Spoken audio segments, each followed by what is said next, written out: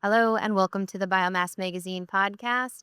I'm your host, Anna Simet. We are here at the International Biomass Conference and Expo in Nashville, Tennessee. I am here with Mike Curci, Vice President of Sales and Marketing at BRUKS SIWERTELL. Mike, hello and welcome to the podcast. Hey, Anna. Welcome. Glad to be here.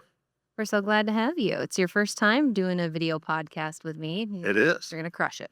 All right. So, Mike, BRUKS has been long known for material handling. How has your role evolved as the biomass markets have matured and diversified? One of the things that we look back at our history, so Brooks really got started back in the early 1800s. And so if you look at Brooks in Swedish, it actually means industrial. And so we try to really optimize and make each of our operations that much more efficient.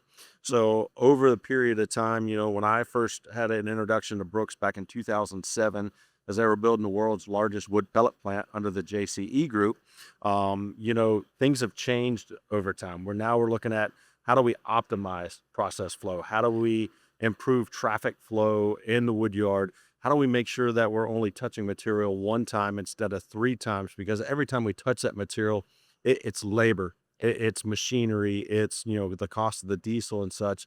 And so we've really tried to optimize the process flow in the wood yard, making them that much more efficient to help each of the operators that we're working with in the industry. Okay. So, Mike, when it comes to wood pellets and densified biomass, how much does upstream handling and processing impact final fuel quality and plant performance? It's major. So what we do in the wood yard is we're receiving that material, but the way in which it's processed, if we have too much moisture in it, it impacts the dryers, it impacts the dry hammer mills, it impacts the pellet mills. So we always talk about, good fiber in helps with good pellets out. And so we really have to work with each of the operators to have them understand that.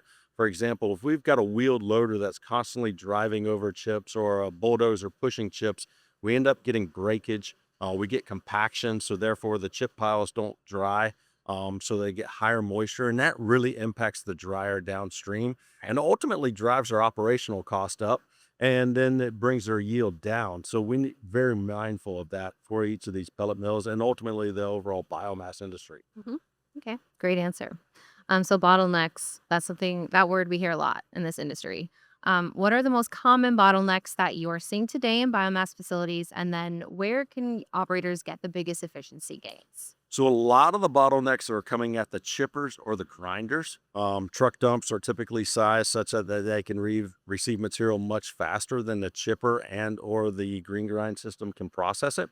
Mhm. And so we work with each of our operators to understand what their peak demand is, not just their average demand. And we really try to size equipment accordingly. Now, with that, once the operator is running, we'll come back and we'll do an optimization study on that. We'll look at, the screens, we'll look at the hammers. We can optimize and change the hammers and some of the grinding equipment. But then on the chipper, we're also looking at the same thing to get maximum throughput through each of those facilities. So that's critical in trying to, debottleneck the system in many ways. Right. Okay. So, with increasing focus on decarbonization and low carbon fuels, how is Brooks adapting its technology to meet new feedstocks or stricter specifications? We're taking a multiple prone approach on this. So we look a lot at emissions. What is our connected horsepower? How do we optimize our connected horsepower, therefore reducing electrical demands? If a unit is using wheeled loaders, we have calculations that we can take their fuel consumption 8 to 12 gallons an hour, and then we can look at the CO2 emissions from those wheeled loaders. So we're really taking that to heart. But then also with some of these newer feedstocks that we're starting to look at, alternative biomass outside of it just being standard wood chips. It could be residues and things like that. So we're trying to find ways to optimize the entire flow to help with the operations. Okay. So, dust safety and emissions remain major concerns. What innovations or best practices are you seeing that are actually moving the needle?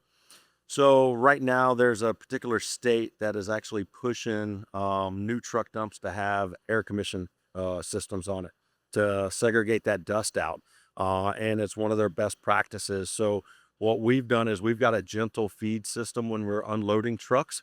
Mhm. That helps reduce the plume, especially on when we're unloading shavings or sawdust. Bark and chips are not as highly impacted because they're wet. And then we have this system with, bag houses on it as well to help control the dust.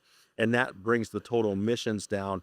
And with that, we've gone as far as to look at fire suppression systems, not just controlling the dust, but making sure that we're mitigating any fire and explosion risk at the same time, because that is a major factor within each of these facilities. For sure.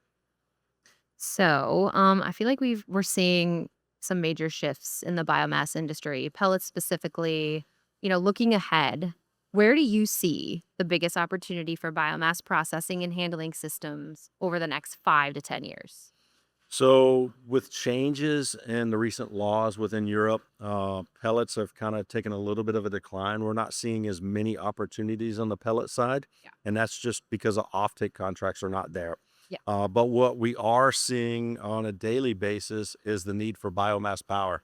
We're talking a lot now about behind the meter or off the grid power centers that will ultimately power the data centers. And I think that's a really big push. With that, we're also seeing a lot in the biochar or the biocarbon space. And that's really exciting when we talk about green steel and alternatives there. So, we're looking at a multitude of different industries where we see growth potential. Lumber's down, pellets are down, so we need to be mindful of what other growth avenues are out there and where we see the business going. For me personally, right now, that I'm very excited about is the biomass power side. It gets me back to where I started many years ago in the biomass power space, and that's exciting to that we're generating megawatts. The pellets have always been exciting. That's near and dear, as you know, my Yeah. background, but biomass power is really exciting right now. I agree. There's a lot of exciting things going on in this industry right now. So, um, Mike, anything else you want to add? No, I appreciate the opportunity. This has been a really good turnout this year. Yeah. A lot more attendees. We've got a lot more booths here as well. There's been a lot of activity, a lot of great discussions. I've had a chance to sit in on a couple of the presentations. So, no, I appreciate you having me. This has been really good. Good. Well, we're so glad that you're here. Thanks so much for joining me on the podcast. Everyone, this was Mike Curci with the BRUKS SIWERTELL Americas, and I hope you enjoyed this episode. We'll catch you later.